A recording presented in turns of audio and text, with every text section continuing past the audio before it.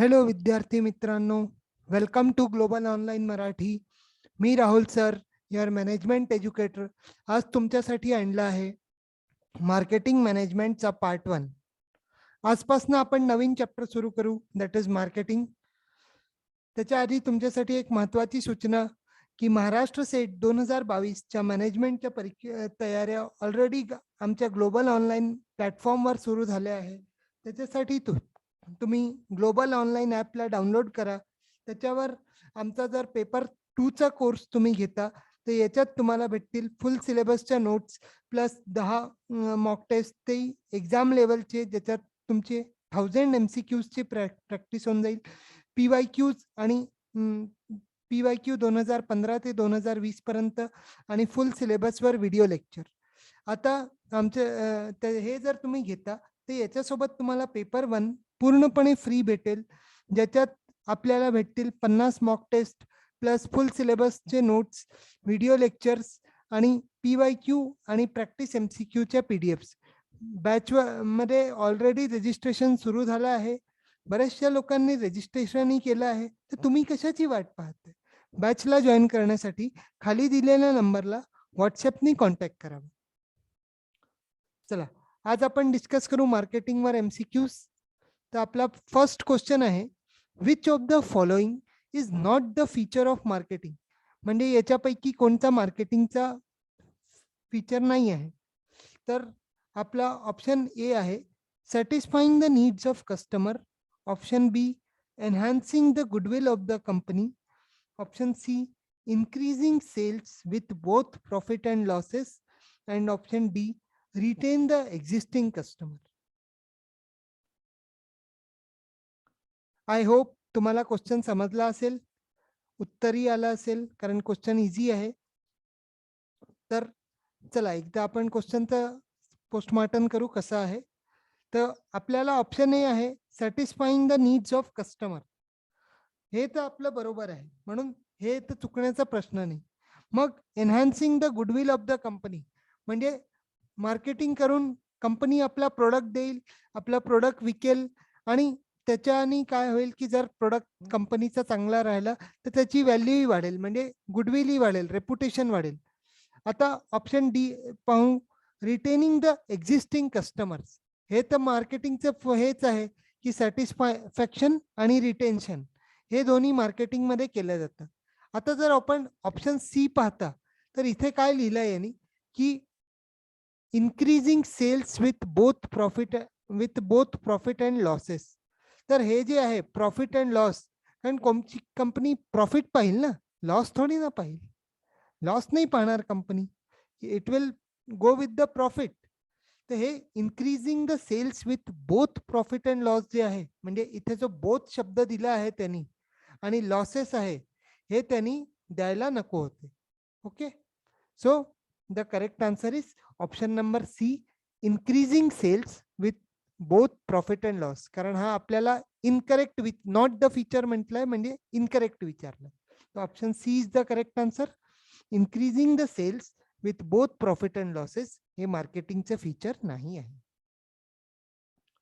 आता question number 2 पाहू. Which concept of marketing orientation has a motive of increasing profit on? तर याच्यात काय विचारलंय की मार्केटिंगची जेव्हा सुरुवात झाली तेव्हा सुरुवातीत बरेचसे कन्सेप्ट येत गेले. तर याच्यात आपल्याला विचारलं आहे की असा कोणता कन्सेप्ट होता ज्याचा उद्देश जो आहे तो फक्त प्रॉफिट वाढवणं होता. तर काय होता उद्देश की फक्त आपल्याला प्रॉफिट वाढवायचं. तर असं कोणी म्हटलं, म्हणजे कोणत्या कन्सेप्ट मध्ये असं म्हटलं आहे? तर आपल्याकडे ऑप्शन ए आहे प्रोडक्शन कन्सेप्ट, ऑप्शन बी आहे option A product concept, option B production concept, option C marketing concept आणि ऑप्शन डी सेलिंग कन्सेप्ट. तर प्रॉफिट कोणी वाढवला हे आपण पाहू. आता आपण चारही ऑप्शन्सला डिस्कस करू.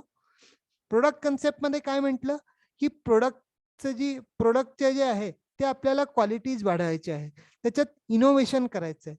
हे कोणी म्हटलं? प्रोडक्ट कन्सेप्टनी म्हटलं. मग जो प्रोडक्शन कन्सेप्ट होता, प्रोडक्शन कन्सेप्ट मध्ये काय केलं की आपले जे गुड्स आहे ते आपल्याला जास्तीत जास्त त्यांचं उत्पादन करायचं आहे आणि सगळीकडे त्यांची जास्तीत जास्त एरियात त्यांची अवेलेबल करून द्यायची, ते गुड्सची अवेलेबिलिटी करून द्यायची. मग ऑप्शन सी जे आहे मार्केटिंग कन्सेप्ट. मार्केटिंग कन्सेप्ट मध्ये काय होतं की take care of the needs and wants, म्हणजे कस्टमरला काय पाहिजे आहे याची कंपनी काळजी करते आणि त्यांना व्हॅल्यू म्हणजे त्यांना सॅटिस्फाई करते ते वॉन्टचं, आणि त्या कस्टमरला टिकवून ठेवते म्हणजे रिटेनही करते. तर याच्यात काय म्हणतात, this is all about marketing concept. आणि ऑप्शन डी जो आहे सेलिंग कन्सेप्ट, तर हा जो सेलिंग कन्सेप्ट जो होता याच्यात म्हटलं गेलं, याच्यात कंपनी काय करते की कोणी असो काही असो त्यांचा प्रोडक्ट विकला गेला पाहिजे. फॉर एक्झाम्पल जसे इन्शुरन्सवाले असतात, तर इन्शुरन्सवाले काय करतात की टार्गेट देतात आपल्या म्हणजे सेल्समॅन असतात त्यांना. ते काय करतात, कोणाच्याही घरी जातील, तिथे आपलं प्रोडक्ट दाखवतील, तिथे आपली विकण्याचा प्रयत्न करतील, पण ते हे नाही पाहणार की कस्टमरला कितपत सॅटिस्फॅक्शन भेटत आहे. They will look after only the profit, म्हणजे फक्त कंपनीला प्रॉफिट झाला पाहिजे, बाकी काही हो, आमचा प्रोडक्ट कसाही हो, कस्टमरला काय वाटतं आहे याच्याशी आम्हाला काही घेणं देणं नाहीये. आम्हाला आमचा उद्देश काय आहे की आमचा जो प्रॉफिट आहे दॅट शुड इन्क्रीज, म्हणजे तो प्रॉफिट आपला वाढला पाहिजे. तर हे कशात म्हटलं जातं, सेलिंग कन्सेप्ट मध्ये. तर आपला करेक्ट आन्सर आहे option D, selling concept. Okay. आता ह्या पूर्ण ओरिएंटेशनचा चार्ट आहे, म्हणजे कोणत्या कन्सेप्ट मध्ये काय म्हटलं गेलं हे आपल्याला इथून क्लिअर होऊन जाईल या चार्टवरून. तर प्रोडक्शन कन्सेप्टनी काय केलं, म्हटलं आहे की customer favours the product that are available and highly affordable, improve production and distribution. म्हणजे काय केलं की प्रोडक्शन कन्सेप्ट मध्ये काय म्हटलं गेलंय की कंझ्युमर असेच प्रोडक्ट घेतील, कस्टमर असेच प्रोडक्ट घेतील जे की जास्तीत जास्त ठिकाणी अवेलेबल राहतील आणि ते अफोर्डेबल राहतील, म्हणजे कस्टमर घेऊ शकतो त्यांना, म्हणजे economically they will be cheaper, म्हणजे आर्थिक दृष्टीने ते स्वस्त राहिले पाहिजे आणि सगळीकडे उपलब्ध असले पाहिजे. तर याला कोणत्या कन्सेप्ट मध्ये येईल, हे प्रोडक्शन कन्सेप्ट मध्ये. आणि याच्यात काय केलं जातं, याच्यासाठी काय केलं जातं की प्रोडक्शन कन्सेप्ट आपले जे प्रोड्युसर करण्याचे जे पद्धत आहे त्यांना जास्तीत जास्त चांगलं करण्याचा प्रयत्न करतो आणि डिस्ट्रीब्युशन करतो. आता डिस्ट्रीब्युशनचा काय संबंध आहे इथे, कारण त्याला सगळीकडे आपले प्रोडक्ट्स अवेलेबल करून द्यायचे आहे ना. तर डिस्ट्रीब्युशन म्हणून इथे म्हटलंय सेकंड पॉइंट मध्ये प्रोडक्शनच्या की improve the production and distribution. ठीक आहे. आता आपण प्रोडक्शन कन्सेप्ट पाहिला, आता आपण प्रोडक्ट कन्सेप्ट पाहू. प्रोडक्ट कन्सेप्ट मध्ये काय म्हटलं की customer favour that offer the most quality performance and innovative features. म्हणजे मागच्या स्लाइड मध्ये मी सांगितलं जसं, तर इथे काय पाहतो प्रोडक्ट कन्सेप्ट मध्ये की कस्टमरला एक वेळेस प्रोडक्ट महाग मिळाला तरी चालेल, पण त्या प्रोडक्ट कसा त्याची क्वालिटी चांगली असली पाहिजे, परफॉर्मन्स चांगला असला पाहिजे आणि इनोव्हेटिव्ह फीचर्स असले पाहिजे. याच्यात आपण उदाहरण घेऊ आपल्या फोन्स, मोबाईल फोन्सचं. आता कोणी आता हळूहळू 5G येण्याच्या वेळ, 5G येण्याची वेळ आली, बरं आपल्याकडे येऊन जाईल काही दिवसांनी. तर आता कोणी 3G फोन प्रिफर करेल का, नाही.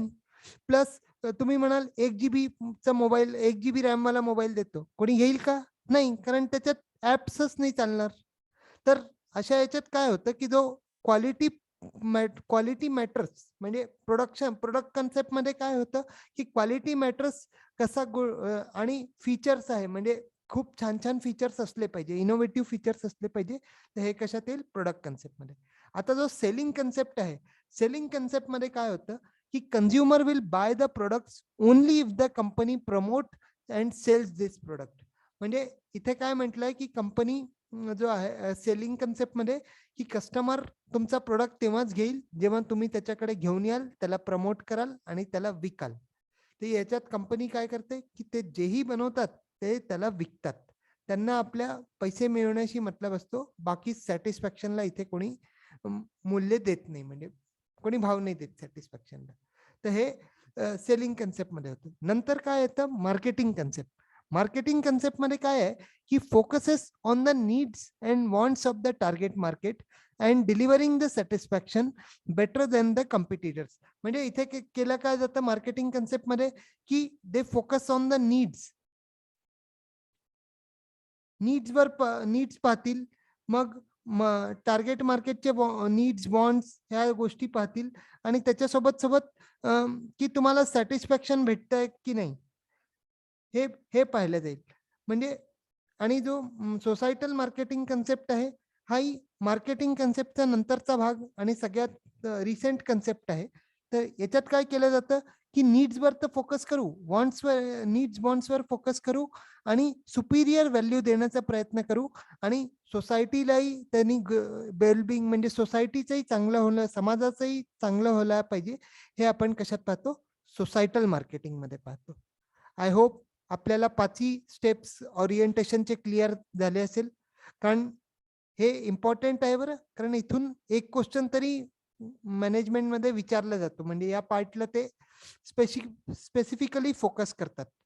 तर एकदा परत सांगतो तुम्हाला की प्रोडक्शन कन्सेप्ट मध्ये काय होतं की अवेलेबल असले पाहिजे गुड्स आणि अफोर्ड करता आले पाहिजे. प्रोडक्ट कन्सेप्ट मध्ये काय होतं की एक वेळेस गुड्स महागाचा राहिला तर चालेल, पण क्वालिटी असली पाहिजे, इनोव्हेटिव्ह फीचर्स असले पाहिजे. सेलिंग मध्ये काय होतं की कंपनीला फक्त आपला प्रॉफिट करायचं आहे, कन्झ्युमरला काय वाटतं ते त्याच्याशी त्यांना काही घेणं देणं नाही. आणि जर कंपनी विकेल, प्रमोट करेल तरच गिराईक घेईल, हे सेलिंग कन्सेप्ट. आता मार्केटिंग मध्ये काय होतं की आपले जे टार्गेट मार्केट आहे त्याचे नीड्स आणि वॉन्ट्सला कंपनी पाहिल, गुड्स डिलिव्हर केल्यावर सॅटिस्फॅक्शन होत आहे की नाही, कितपत म्हणजे कन्झ्युमरचा फीडबॅक घेण्यात येईल आणि हे कॉम्पिटिटर पेक्षा चांगलं करण्यात येईल. So this is all about marketing concept. आणि सोसायटल मार्केटिंग कन्सेप्ट जी आहे याच्यातही जो आहे मार्केटिंग कन्सेप्टचे सगळे गुण राहतील. म्हणजे हे पण नीड वॉन्ट्सवर फोकस करतील, त्यांना व्हॅल्यू डिलिव्हर करतील, पण हे काय करतील सोबत सोसायटीचंही कसं चांगलं करता येईल त्यांना हे सुद्धा पाहतील. So the correct answer is selling concept. कारण सेलिंग कन्सेप्ट मध्ये काय असतं की प्रॉफिटला वाढवण्यात जोर दिला जातो. ठीक आहे, आय होप हे क्लिअर झालं असेल. नेक्स्ट क्वेश्चन पाहू आता. All of the following Ps are included in marketing mix of a service except. याच्यात काय विचारलंय की जे चारी पीज असतं म्हणजे वेगळे पी असतात मार्केटिंग मिक्स मध्ये, तर कोणचा पी सर्व्हिस मार्केटिंग मिक्स मध्ये नाहीयेत. म्हणजे मार्केटिंग मिक्स सर्व्हिसचं जे मार्केटिंग मिक्स असतं ते कोणतं नाही आहे. इथे आपला एक्सेप्ट शब्द आहे. मी जसं नेहमी सांगतो की थोडंसं सावध राहायचं अशा शब्दांपासून. तर आपले ऑप्शन्स आहे A physical evidence, B promotion, C price आणि D none of the above. तर इथे काय म्हटलंय की सर्व्हिस मार्केटिंगचा कोणता पी नाहीये. आपले जे मार्केटिंग मिक्स कन्सेप्ट असतो त्याच्यात काय होतं की मार्केटिंग मिक्स जे आहे, जितकेही मार्केटिंगचे टूल्स आहे त्या सगळ्यांना एकत्र करतात. तर फिजिकल एव्हिडन्स म्हणजे तुम्ही गेले तर तुम्हाला काही दाखवलं तर दॅट इज फिजिकल एव्हिडन्स. मग प्रमोशन म्हणजे ऍडव्हर्टाइजमेंट, सेल्स प्रमोशन ऐकलं असेल आपण. तर जसं पब्लिक रिलेशन आहे, तुम्हाला फ्री सॅम्पल देण्यात येतं, तर हे सगळं प्रमोशन मध्ये येतं. प्राइस प्राइस तर हे फार महत्वाचं आहे की कॉस्ट किती आहे आपल्या प्रोडक्ट किंवा सर्व्हिसची. का कारण आता फॉर एक्झाम्पल तुम्ही मार्केटमध्ये जाता तर मार्केटमध्ये काय भाजी मार्केटमध्ये काय विचारलं जातं, काय भाव आहे रे भाजी. तर हे जे आहे हे प्राइस, हे मार्केटिंग मध्ये प्राइसचाही खूप इम्पॉर्टंट रोल असतो. आणि ऑप्शन डी जे आहे तो आपला नेहमीचा नन ऑफ द अबव. तर इथे आपल्याला काय विचारलंय, कोणते इन्क्लूड केले जातात एक्सेप्ट, म्हणजे इनडायरेक्टली आपल्याला विचारलं आहे नॉट. तर हे तिन्ही जे पी आहे A B C, these are included. So the correct answer is option D, none of the above. Okay. आता सर्व्हिस मार्केटिंग मध्ये हे 7 पी कन्सिडर केले जातात. कोणकोणचे? Product, promotion, price, place, people आणि प्रोसेस आणि हे फिजिकल एव्हिडन्स. हे सातीचे साती पी जे आहे ते जेव्हा पण आपण सर्व्हिस मार्केटिंग बद्दल जेव्हा पण आपण डिस्कस करू तिथे हे 7 पी येतील. हे जो आपण आत्ता डायग्राम पाहिला. आणि जेव्हा पण आपण प्रोडक्ट मार्केटिंग बद्दल डिस्कस करू तिथे हे 4 P येतील.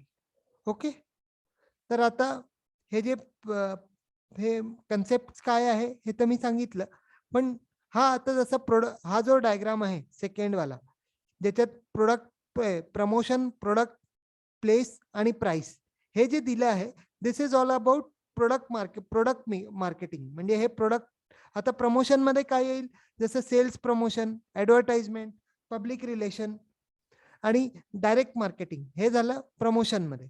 आता आपण प्लेस पाहू, तर प्लेसमध्ये काय येईल, चॅनल्स येतील मार्केटिंगचे, मग कव्हरेज किती आहे मार्केटिंगचं हे येईल, असॉर्टमेंट म्हणजे सॉर्टिंग करणं ज्याला म्हणतो, वेगळे वेगळे ग्रुपमध्ये सेपरेट करणं, मग लोकेशन म्हणजे कुठे पाठवायचं आहे, इन्व्हेंटरी म्हणजे आपलं जे स्टोर हाऊस आहे, आणि ट्रान्सपोर्ट म्हणजे लॉजिस्टिक्स.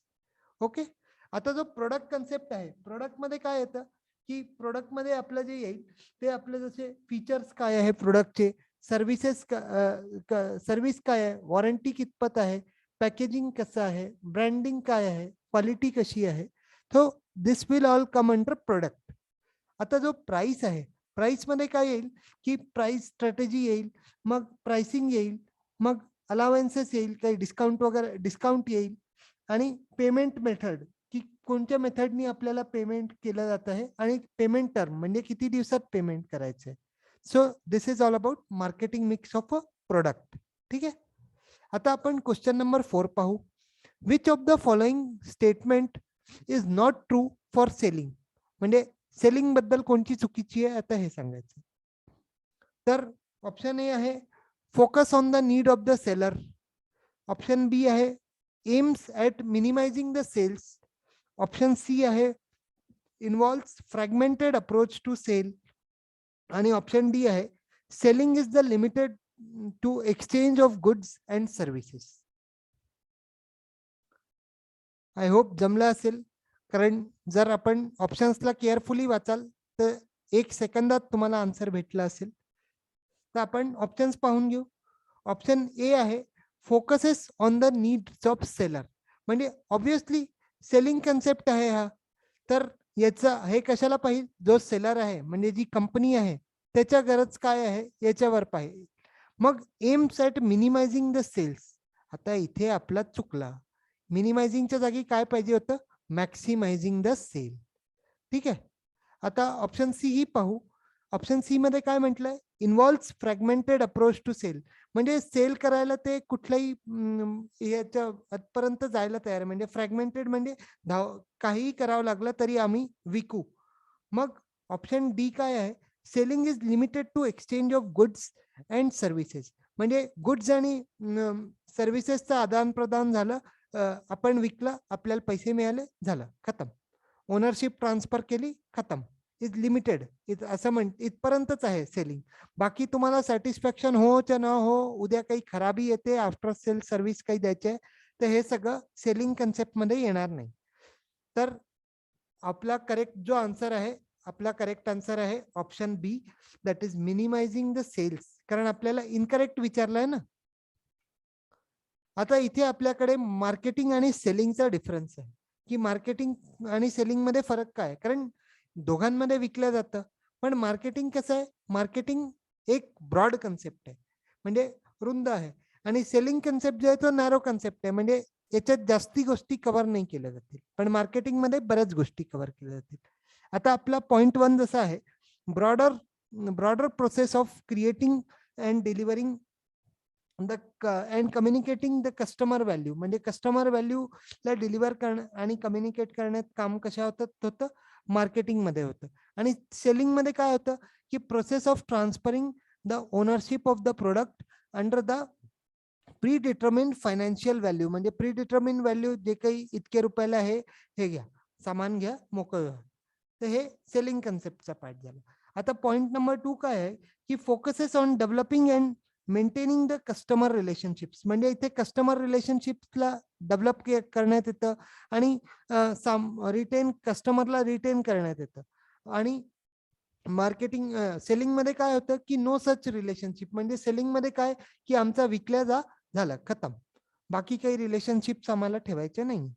मग ऑप्शन 3 जो आहे की focuses on customer needs and wants. Marketing मध्ये आपण मागच्या स्लाइड मध्ये पाहिलंच होतं की नीड्स आणि वॉन्ट्स वर फोकस केलं जातं. आणि इथे आपला पॉइंट नंबर 3 काय की focuses on seller needs and wants. म्हणजे एका शब्दाचा फरक आहे की मार्केटिंग काय करेल, कस्टमरचं पाहिल, आणि सेलिंग वाले काय करतील, ते सेलरचे नीड्स पाहतील. सॉरी,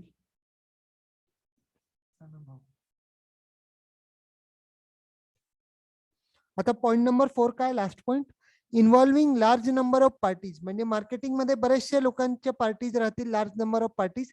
आणि पॉइंट 4 काय की involving the buyer and the seller. इथे फक्त बायर राहील आणि सेलर राहील, बाकी कोणी नाही राहणार. आणि इथे काय आहे की तुमचं ऑर्गनायझेशन पूर्ण राहील, मग डिलिव्हर करणारे राहतील, प्रमोट करणारे राहतील. तर हे सगळे लोक वेगळ्या वेगळ्या पार्टीज म्हणून मार्केटिंग मध्ये राहतील, पण सेलर मध्ये फक्त बायर आणि सेलर राहील, सेलिंग कन्सेप्ट. ओके.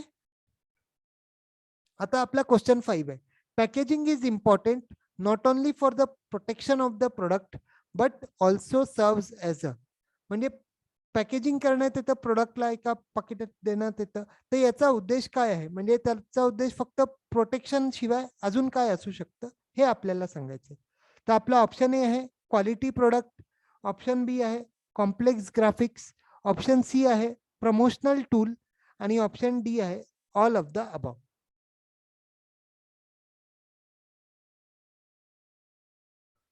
तर आता आपण ऑप्शन डिस्कस करून घेऊ.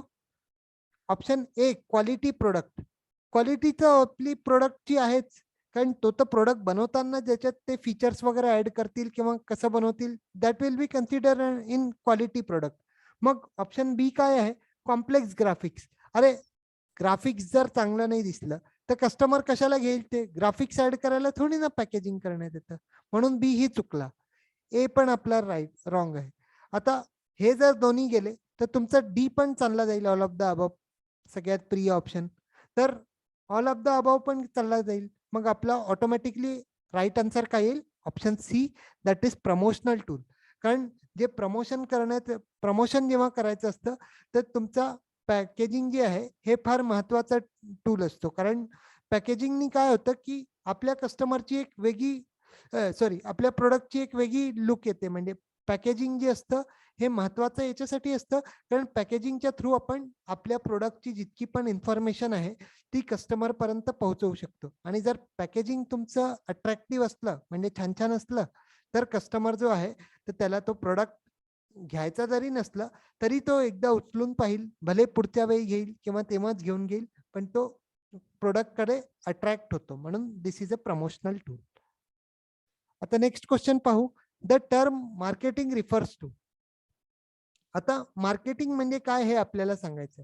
Advertising, sales promotion, publicity and public relation activities. Option B आहे की a new product needs ideas, developments, concept and improvements. Option C आहे की sales planning, strategy and implementation. ठीक आहे. ऑप्शन डी काय आहे की a philosophy that stresses the customer value and satisfaction. मागे आपल्याकडे डिफरन्स मध्ये हा पॉइंट आला आहे, तर आय होप जमला असेल. आता आपण ऑप्शन्स पाहू. Option A advertising, sales promotion, publicity and public relations activities. तर हे कशात आलं की जो ए आहे, A option, that is all about promotion. जो प्रमोशन वाला पी असतो मार्केटिंग मिक्स मध्ये, हे सगळं त्याच्याशी संबंधित आहे. म्हणून यांनी विचारलं काय, मार्केटिंग बद्दल विचारलं. तर ऑप्शन बी काय आहे की a new product needs ideas, development, concept and improvements. तर जो बी ऑप्शन आहे तो कशाशी रिलेटेड आहे, new product development. New product development म्हणजे आपल्याला जेव्हा नवीन प्रोडक्ट बनवायचं आहे तर त्याच्यासाठी काय काय लागेल, तर आपला ए ही गेला, बी ही गेला. आता आपण सी पाहू, sales planning, strategy and implementation. तर हे कशाशी संबंधित होईल, सी, सेलिंग कन्सेप्टशी. मग सी ही पण गेला. तर आपल्याकडे उरला काय ऑप्शन, की option D is the correct answer, a philosophy that stresses on customer value and satisfaction. The option D is correct, a philosophy that stresses on customer value and satisfaction. आता आपण मागे पाहू, हा डिफरन्स पाहिल्यामध्ये आपण जो first point आपण जर वाचाल की broad production creating and delivering and communicating customer value, तर कस्टमर व्हॅल्यूला डिलिव्हर करणं आणि कम्युनिकेट करणं आणि क्रिएट करणं हा कशात येतो, मार्केटिंग मध्ये येतो. ठीक आहे, so option D is correct. आता क्वेश्चन 7 पाहू. Dash is an internal factor affecting pricing. म्हणजे कुठल्याही कंपनीला जर जे प्राइसिंग असतं ते कशावर, त्याला कोणचा फॅक्टर अफेक्ट करतो, म्हणजे इंटरनल वाला सांगायचं आहे आपल्याला, एक्सटर्नल नाही सांगायचं. तर option A competition, option B technology, option C cost आणि ऑप्शन डी मार्केट फ्लक्च्युएशन. ठीक आहे, आय होप जमलं असेल, ट्राय करा.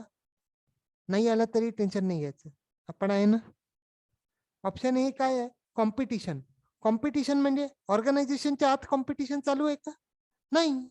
ऑर्गनायझेशनच्या आत काही कॉम्पिटिशन नाही चालू आहे, तर हा तर कटला, कारण हा बाहेरवाला आहे, हा बाहेरचा, हा पाहुणा आहे आपल्यासाठी, ऑर्गनायझेशनसाठी. मग टेक्नॉलॉजी, टेक्नॉलॉजीवर एक वेळेस आपण डाऊट करू शकतो, पण कॉस्ट आणि आपल्याला पाहिजे काय आहे, प्राइस बद्दल पाहिजे, तर प्राइसची संबंध कशाचा येईल, कॉस्टचा येईल ना. तर कॉस्ट हा इंटरनल फॅक्टर आहे, कारण प्रोडक्शन जेव्हा ऑर्गनायझेशनच्या आतमध्ये होईल तेव्हा त्याची किंमत काय ठेवायची प्रोडक्टची, हे कशात ठरवलं जाईल, प्राइस मध्ये ठरवलं जाईल. आणि त्याच्यात काय कन्सिडर करू आपण, की कॉस्ट काय आहे, कितपत आली आणि त्याच्यात आपला प्रॉफिट किती होईल, तर हे आपण कॉस्ट मध्ये कन्सिडर करू. तर ऑप्शन सी इज करेक्ट. आणि ऑप्शन डी काय, मार्केट फ्लक्च्युएशन, हा पण बाहेरचा आहे, तर म्हणून याला आपण घेणार नाही. तर ए आणि डी चे तुमचे एक्सटर्नल झाले, आणि यांनी विचारलं काय, इंटरनल, तर आपला जो प्राइस वर्ड आहे त्याच्याशी संबंधित कोण आहे, cost. Therefore option C is correct answer. Okay, आता हे फॅक्टर्स आहे, फॅक्टर्स अफेक्टिंग प्राइसिंग डिसिजन्स. तर याच्यात आपल्याला याला दोन भागात कॅटेगराईज करण्यात येतं, एक तर इंटरनल आणि दुसरा एक्सटर्नल.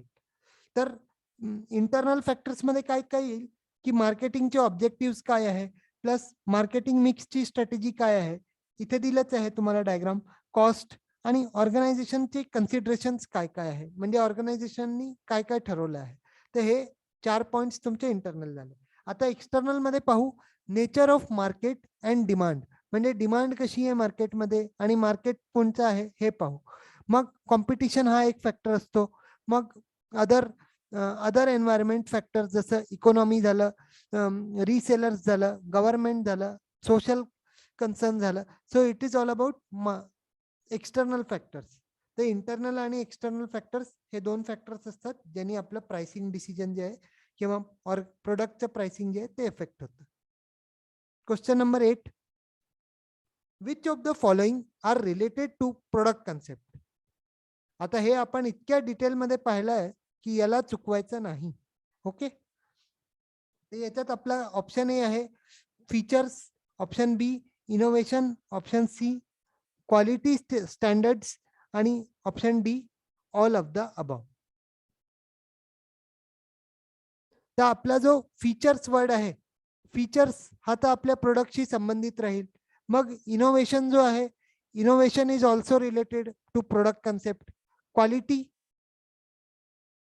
क्वालिटी जी आहे ती पण संबंधित आहे. तर मग आपला करेक्ट आन्सर काय होईल, option D all of the above. Okay, correct answer is option D.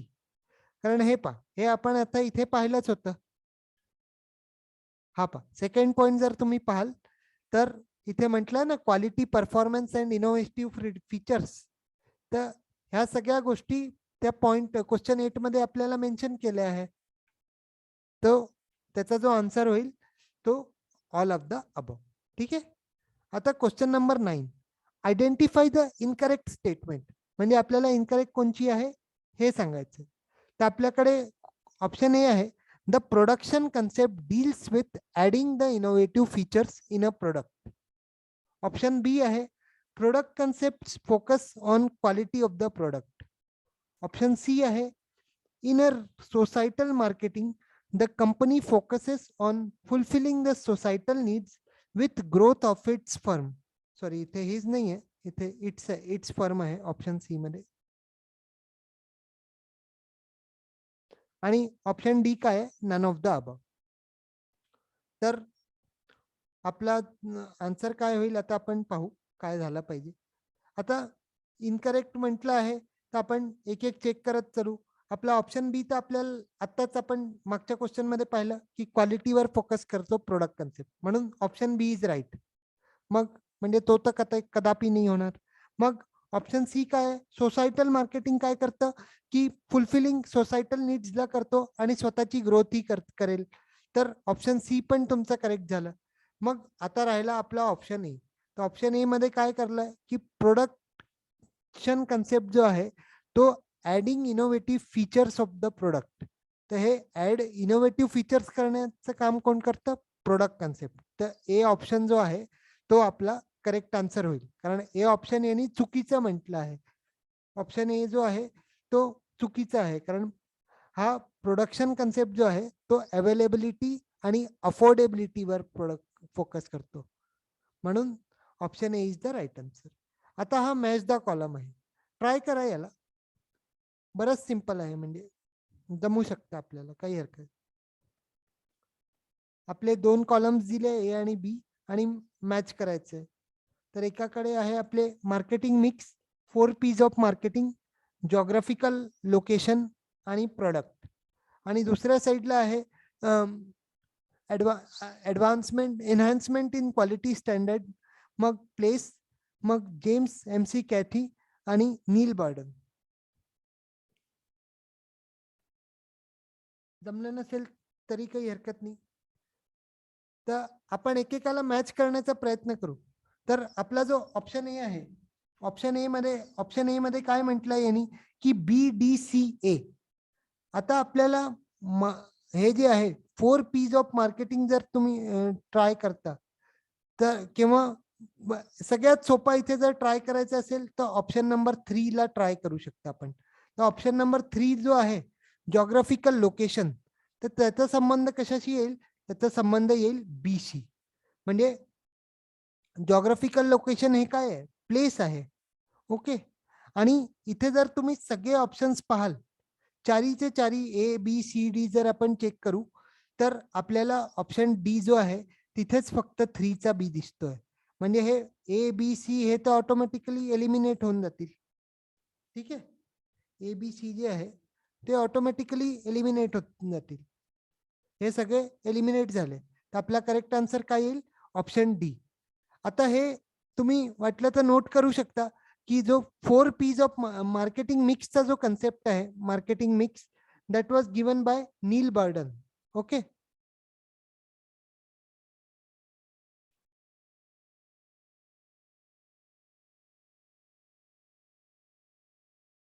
आता जो 4 पीज ऑफ मार्केटिंग आहे, 4 पीज ऑफ मार्केटिंग हा कोणी दिला, हा दिला जेम्स MC कॅची.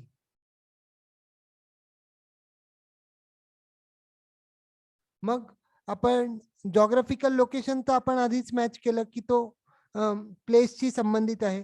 आणि जो प्रोडक्ट आहे, प्रोडक्ट मध्ये आपण मागच्या 3-4 क्वेश्चन पासून वाचून राहिलो की याचं काम काय, क्वालिटी स्टँडर्ड्सला जास्त चांगल्यात चांगलं करण्याचं आहे. म्हणजे उदाहरण चांगल्यात चांगलं करेल, तर आपला ऑप्शन डी जो आहे DCBA हे पूर्णपणे या कॉलम सोबत मॅच करतं 1 2 3 4 सोबत. So option D is the correct answer. आता क्वेश्चन नंबर 11 पाहू आपण, आता last question. Which of the following statement is correct. म्हणजे आपल्याला सांगायचं आहे की कोणता करेक्ट आहे आणि कोणता इनकरेक्ट आहे. तर स्टेटमेंट वाले क्वेश्चन आहे. तर आपला स्टेटमेंट एक्स आहे, product concept is the most ancient concept of marketing orientation. आणि वाय आहे की the recent concept of marketing orientation is the societal marketing concept. Okay. म्हणजे इथे काय विचारलंय आपल्याला, क्रोनॉलॉजिकली प्रमाणे विचारलंय की पहिले कोण आला, नंतर काय कोण आला. तर आपल्याला जर चार्ट लक्षात असेल तर आपण इझिली याचा आन्सर 1 मिनिटही नाही, 5 सेकंदात देऊ शकतो. तर आपला जो स्टेटमेंट आहे, statement X, product concept is the most ancient concept of marketing orientation. तर हा काय आहे, this is wrong, X is wrong. आणि जो वाय स्टेटमेंट आहे तर वाय स्टेटमेंट काय की the recent concept of marketing orientation is societal marketing concept. तर हा आपला बरोबर आहे.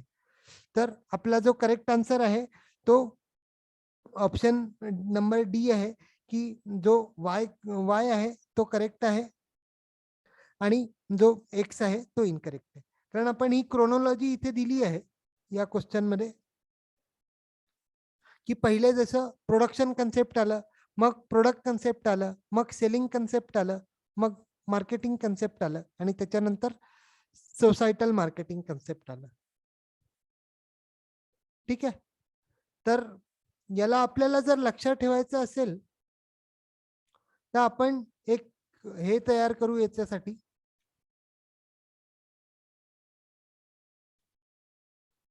की पी स्क्वेअर आणि एस एम एस. म्हणजे जर तुम्हाला असा ऑड वन आउट वाला आला की यांच्यापैकी कोणचा मार्केटिंग ओरिएंटेशन मधला कन्सेप्ट नाहीये, तर आपण जे पाहिलं प्रोडक्ट सेलिंग मार्केटिंग आणि सोसायटल मार्केटिंग, तर P square S M S हे आपण लक्षात ठेवायचं. ओके, चला याच्यासोबतच आपण आजचं सेशन एंड करू. पुन्हा भेटू आपण नवीन सेशन मध्ये. तोपर्यंत थँक्यू अँड बाय. व्हिडिओ आवडला असेल तर व्हिडिओला लाईक करायला विसरू नका आणि चॅनललाही सबस्क्राईब करून घ्या. थँक्यू.